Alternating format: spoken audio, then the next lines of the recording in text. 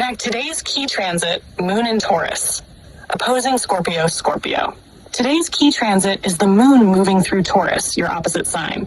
And whenever the Moon enters Taurus, it doesn't just create emotional weather for Scorpio. It activates one of the deepest axes in your life.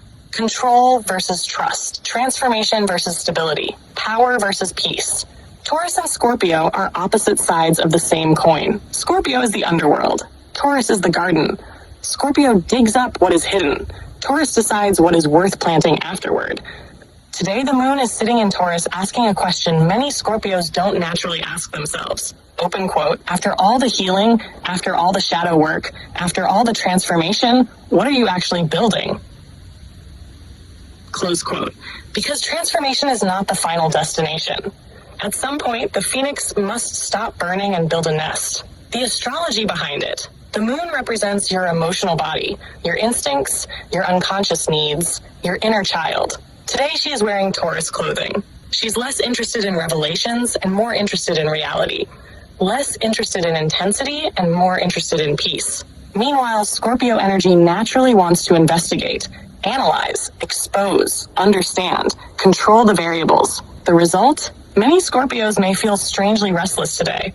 You may feel a pull towards stillness while simultaneously wanting to solve 10 different problems. The soul wants grounding. The ego wants answers. What this looks like in real life. You may suddenly realize the relationship isn't the problem anymore. The job isn't the problem anymore. The family situation isn't the problem anymore. The real question becomes, can you relax your grip long enough to receive what you've already earned? For some Scorpios, this will show up around money.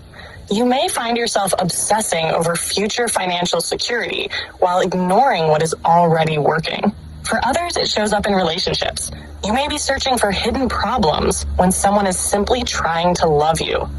For others, this appears through exhaustion. Your body may be saying, open quote, please stop surviving for 5 minutes.